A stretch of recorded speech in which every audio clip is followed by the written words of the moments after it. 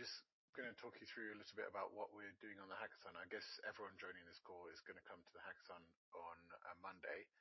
So on 3rd of June, Monday 3rd of June, and we're at UCL. The address here, the address is on our website. Is anybody struggling, first of all, to find out where to go? Is any of that unclear? In which case you can go to harmonydata.ac.uk, and the event, the hackathon information is all here. So we're in Chandler House, room B02. So I'll paste that in the chat. Okay. And yeah, it's starting at 9 a.m. I need to ask if anybody has any dietary requirements, or even if you don't, we do need every person attending to fill out this Google form, which where you just fill out whether you're attending, your background, your Discord username, and so on. That's really helpful. Please, can you make sure that you do that, because we need that to confirm numbers to the building management. Secondly, if anyone hasn't joined the Discord, please could you join the Discord as well? So that it's this invite here. I will paste both of these links in the chat as well.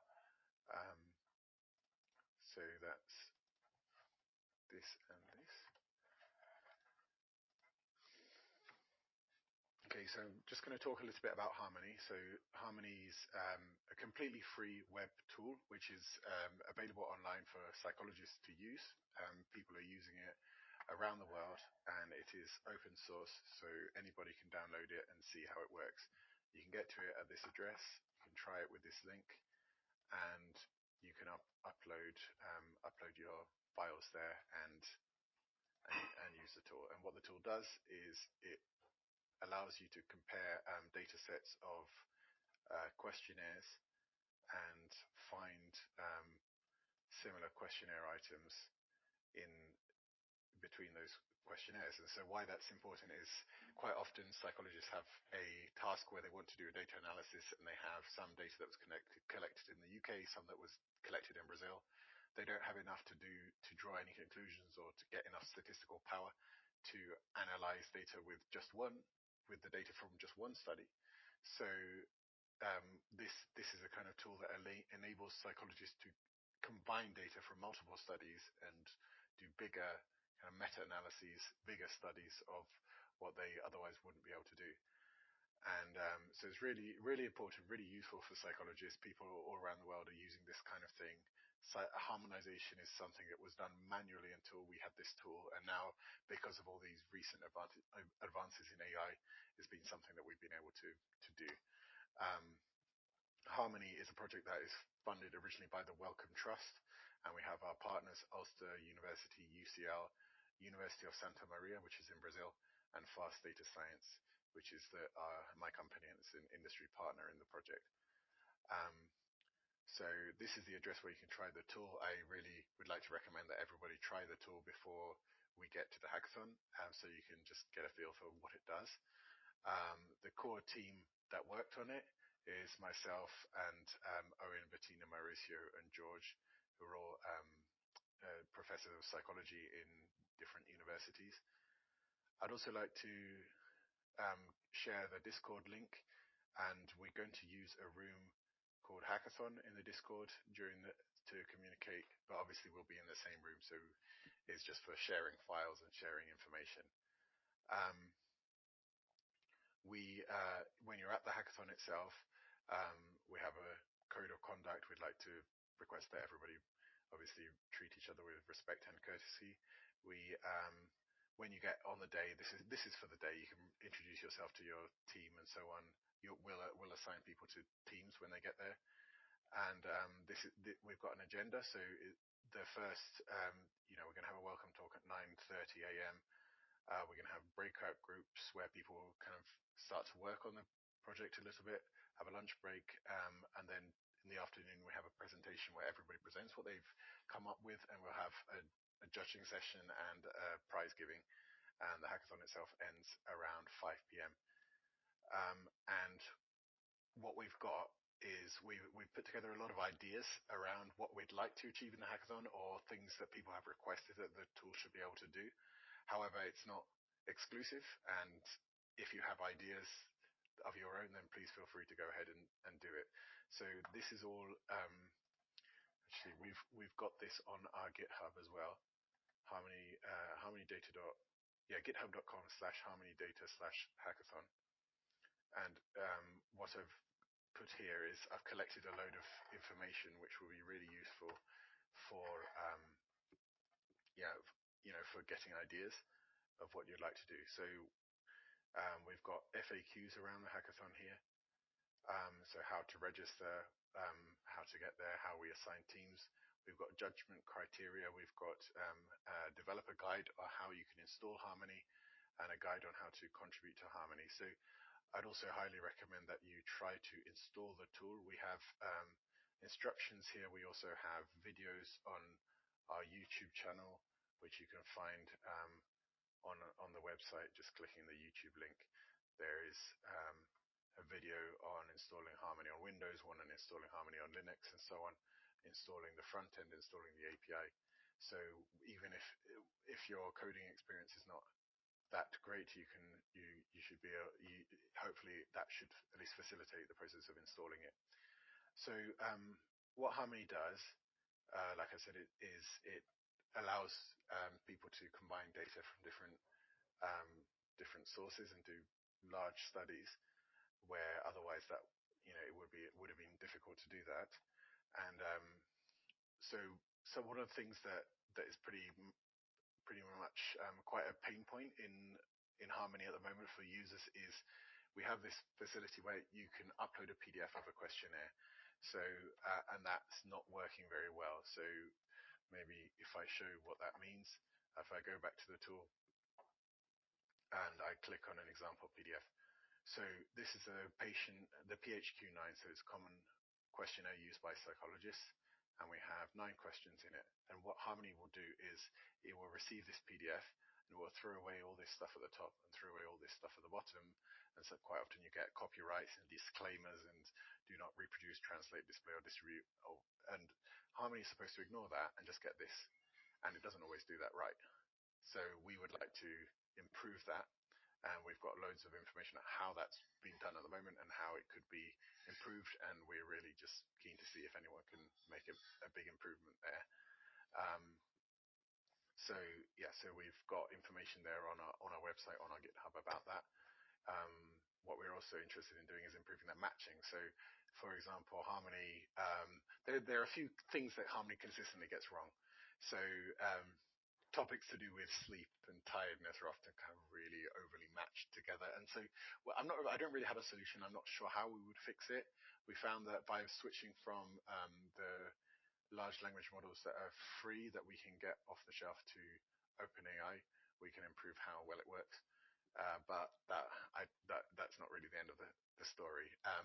The thing that's very interesting is that Harmony will match things, questionnaires or questions where they are semantically similar. And that's very different from what a psychologist would see when you run surveys in the wild and see which things correlate with each other. And one example would be people who check a box to say increased heart rate and then check another box to say increased blood pressure. Those two correlate in the real world because they're symptoms of anxiety. And then Harmony wouldn't pick that up. And we probably don't want it to pick them up. But there are kind of nuances of how Harmony matches things and matches things with similar meaning that are kind of specific to this use case of psychologists using Harmony for their studies. So one thing that's kind of in progress is adding OpenAI and Google to Harmony. And the question is obviously those cost money. So how to manage that, how to make sure we don't run up a huge bill if we do that. Another one is medical history forms. So I've added a kind of collection of these things because I think in addition to the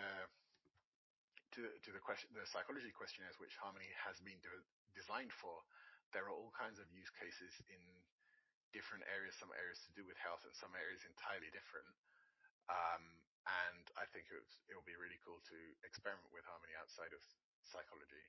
So this is an example. This is an instrument called voice, which is something that is used in epidemiology. So people who study HIV and AIDS, they use this to assess the risk of an individual contracting HIV. So a person who is HIV negative, what is the likelihood that they would become HIV positive in the future? And this instrument, so how somebody answers these questions is is something that gives that score. And there's more than one of these instruments that does exactly this task. So that's something that we could try with Harmony. There are medical history. So this is kind of a standard NHS medical history form. And then if you wanted to kind of take a survey, compare NHS data to data, maybe even compare data from NHS England to NHS Scotland, or take data from the UK NHS and compare it with data from Brazil, you might want to use Harmony on something like this. And again, another part of the NHS medical history form. So that's something that's quite interesting. Another one is pharmaceuticals. So this is just going through a few examples that I came across that we could try, we could explore, but not exclusive. We don't have to do this. And if you have expertise in a particular industry or a particular area that you'd like to do, then I'd be really, really interested to hear about that. So clinical trials, you have the inclusion criteria, and that's kind of something quite at the beginning of all the clinical trial document, and quite often the first one says gender and age of the people who can participate in this trial. So this, and then then it says like, what vaccinations somebody must have had and any kind of medical history. And so that's something that could also be harmonized. And I think there's so much potential for, because it's a major task to actually check are two clinical trials consistent or not, based on these inclusion criteria. All kinds of things like, what if somebody runs a clinical trial and they run a study and they're always measuring something. So if you have a medication, you suspect that it will lower people's blood pressure, then you measure blood pressure in a particular way. And one study measured it in a particular way, somebody else measured it in a different way. Someone measured 1 year survival, someone measured 2 years survival. So we could use Harmony to kind of work out to actually match these kind of things, which would be really interesting. Another one that's interesting is Harmony. You'll notice if you experiment with Harmony, if you give it two items which are similar, it will give you a positive number close to 100. If they are close to being opposites, semantic opposites, it will give you a negative number. How we do that, we actually have we've done something which is a bit of a hack, kind of, where we've looked for words like never and cannot and so on, and we kind of negate them, and then if doing that makes a match closer, we then counter match as being negative. So I think this is a less than ideal solution, and it's currently working in English and Portuguese. So if anybody can speak Portuguese, then you'll recognize this is approximately how you convert a positive sentence to negative, and vice versa in Portuguese. So we've got those rules in English and Portuguese. Maybe you want to keep doing that. You want to add it for more languages. Maybe you want to find a better solution. I don't know, but it's clearly less than ideal solution to have something that works only for 2 languages in this tool that is supposedly kind of a multilingual tool. So next one, when somebody asks a question in a questionnaire and you have responses, you often have like very much so, somewhat, let's say the question was, I often feel anxious. And then there are 5 responses like almost never, rarely, sometimes, often, very often. That's something that also needs to be harmonized. So it's the next level of what Harmony ideally would be doing, and we're not doing that at all because it was just very difficult. So if anyone has any ideas how to tackle that or could implement that, that would be fantastic as well. Another one that's interesting is, let's say if I have two of these surveys. So let me find the Harmony. So if I go back to Harmony itself, I take the GAD7 and PHQ9. So this one, PHQ9, has 9 questions. GAD7 has 7 questions. What we're interested in doing is, can I say to what degree this survey matches that survey? Is there, so we're doing matches on question level. Question 1 matches question in GAD7 matches question 3 in PHQ9. We're not saying GAD7 and PHQ9 match each other 80% or 90%. So that's something that that would would be, really interesting if we could do that. And somebody working on the project has found an algorithm which we may be able to use. So we've got bits and pieces and examples um, that you might want to experiment with. So before we come to the hackathon, I'd like to strongly recommend trying to install it on your laptop. Let me know if you have any if you have any problems doing this installation, because if you encounter a problem, then chances are probably somebody else will encounter the same problem. We have our GitHub page, and the GitHub page, we've tried to make it as complete as possible. So github.com/harmonydata, let's /harmony. You go there, and then we've got all these instructions. We've got Google Colab. If you haven't used Google Colab, I strongly recommend it as well, because you don't even need to install stuff on your computer. You can just run, run this notebook and run all the commands there. So if coding and software development isn't your core area, you might find things like this a very useful way to work. And then also we've got videos, we've got installation videos on how to, like as I mentioned, how to install on all different platforms. And yes, if you use Python, then this is the installation command. And if you're an R user, there's an installation command for R. Somebody has recently asked me about starter or stator, so that's something, we haven't added that. If you feel like you could add it, then that would be great, because somebody somewhere is going to use it. So get it essentially to install. You can use it doesn't matter what kind of computer you've got, Windows, Linux, or Mac. You just go to the address and clone.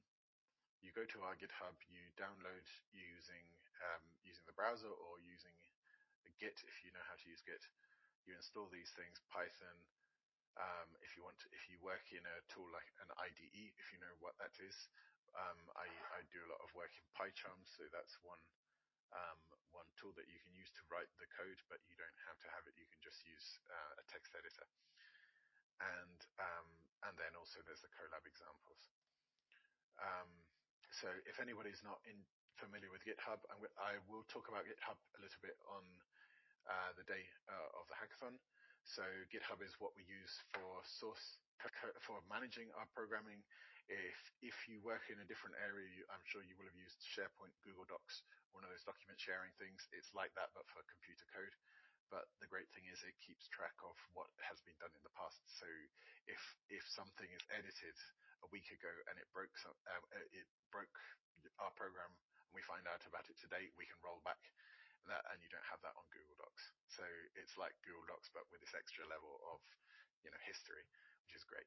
And GitHub also allows you to do things like making a fork, which is you take a copy of somebody else's project and you put it in your own space, and then when your work is done, you can send it back to them. So that's how I can imagine how I'm imagining that we will work in the hackathon, is to use forks and pull requests, a PR pull request, which is, imagine you've suddenly added, let's say we've got English and Portuguese in the negation and we don't have Spanish, and you imagine your idea was to add Spanish. So you take Harmony, you clone it, you make a fork of the Harmony project on your space, you add Spanish, and then when it's done and you tested it and you're confident that it works, you send it back to me on the pull request, and the pull request can be accepted, or the person running the project can request revisions. We are going to offer some cash prizes. I'm not sure if it's actual cash or Amazon vouchers. We're going to offer cash prizes, and those prizes are for these main criteria of how innovative your idea is, how practical it is. So is it something we can just go put then and there into the real Harmony? Is it going to need a bit more work? How well you present it and communicate it to us. We have a mark scheme on the GitHub as well. And if I open that mark scheme, you can find that I will place that in it. Okay, and so you can have a look at the hackathon mark scheme. So we're really happy that I mean, first of all, we're incredibly grateful that people are coming and getting involved in the project and getting involved in our hackathon. We're really looking forward to it. This is really the process of how we get involved. You can clone our project on GitHub. I recommend if you're not familiar with GitHub, to take a little bit of time to familiarize yourself with how GitHub works. It is a bit of a learning curve, but it's not as steep as it looks. And if you are a researcher, if you are in any field of research and you see a usage for Harmony, please take it and use it. If you find a blocker, find something that should be there that isn't, that is stopping you from using it, please let us know, or even better, you could implement it.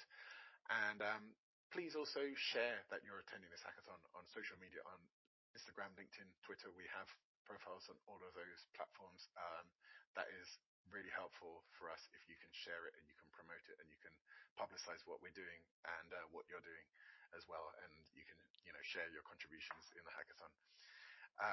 We do request, so this is something that may go over the heads of the non-developers, but if you're developing code, please try to keep it clean according to a certain criteria. So try to make sure that for example, you're just sending us what we need to be sent, that you don't have a bit of code that says load C:/Thomas/ whatever, like loading something from your local machine. Just trying to make sure something that you're sending us something that we can run out of the box. That makes things much easier. That makes it much more likely that your contribution will make it into the final project. And at the end of the project, we will ask people to complete a feedback form, that I will share that after the hackathon. And we have the Discord, and so everything is on the Discord channel under this group. So if you go discord.com/invite/harmonydata, I'll paste that again. We have a room that is specifically for the for the hackathon. I'm just trying to work it out. There we are. So this is where it is. So we've got this room, and Rachel has posted about this meeting. So conversation around the hackathon we can keep there, because there are people joining the project who are not located in London, who will not be participating in this hackathon, because it is an in-person only hackathon. It is not remote. So we're segmenting it so we're not bombarding people who are contributing from other parts of the world with information and logistics about what's happening in London. That is all that I have to present at the moment. However, I'm happy to take any questions. If anyone's stuck, I'm happy to answer questions around that as well. Please feel free. Hi, Ari. Hi. Hi. Go ahead. Yeah, thank you for the presentation, firstly.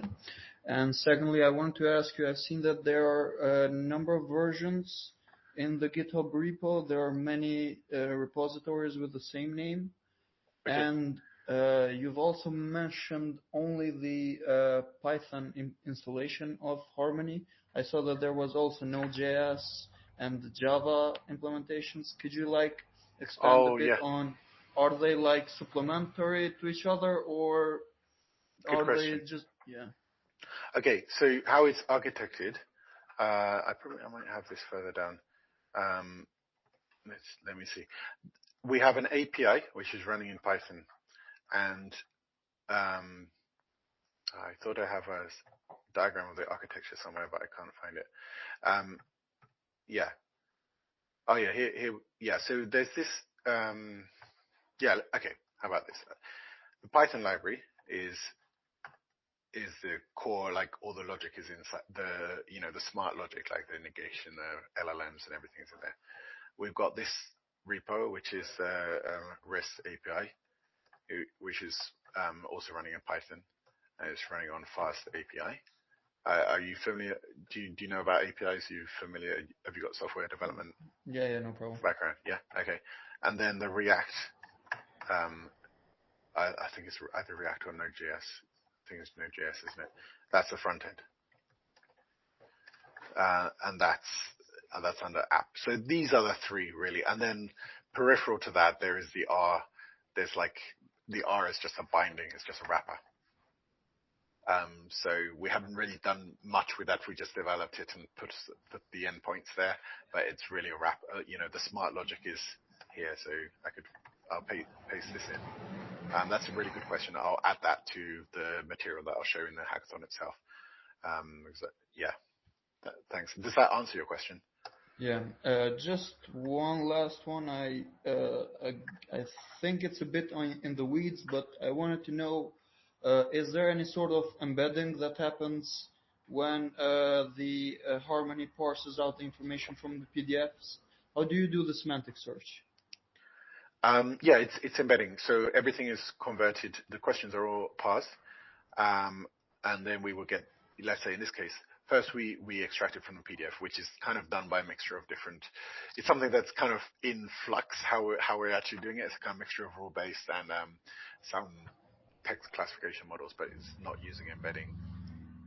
And once it's turned from PDF into these seven questions, each of those gets turned to an embedding. So if we have an embedding of size 500, we will get a matrix of size 5 rows, 500 columns. That's the embedding of the entire questionnaire.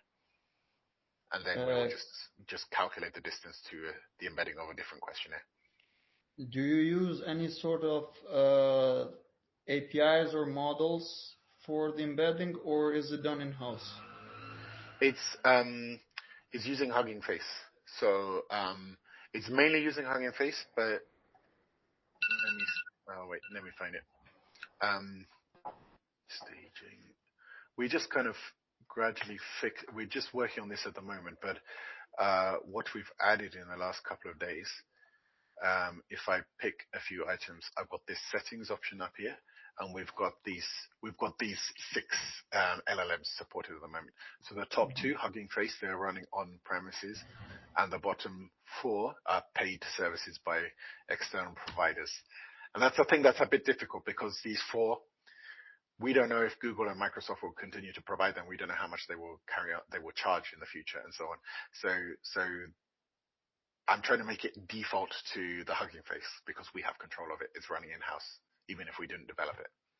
But the last 4, the Google and the Microsoft ones, so Azure, OpenAI, as you know, like OpenAI is essentially part of Microsoft, so it's listed under Azure. Those 4 are, they're slightly better. They perform better. They're more accurate. Did that kind of answer the question? Yeah, thank you. Okay, thanks.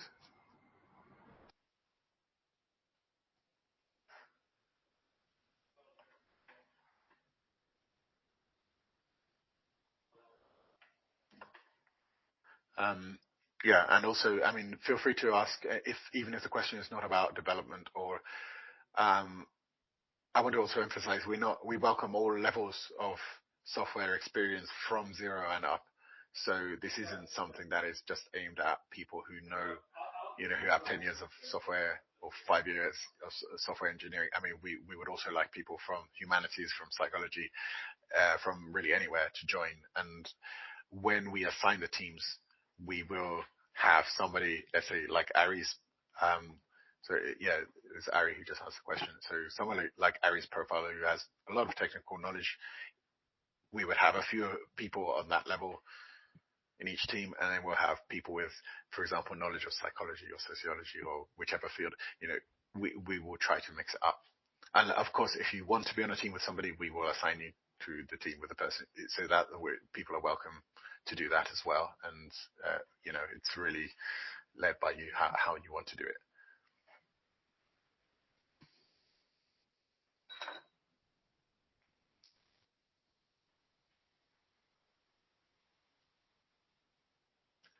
Have we got any more questions? If not, then I think we're okay to end the session. We're coming up to past. If you think of a question afterwards, feel free to ping it over to me. Go ahead, Rachel. I was going to add, Thomas, just some housekeeping. I just wanted to let everyone know, please make sure you have filled in the registration form. This session has been recorded, and I will make sure a link to the recording goes out to everybody after this call.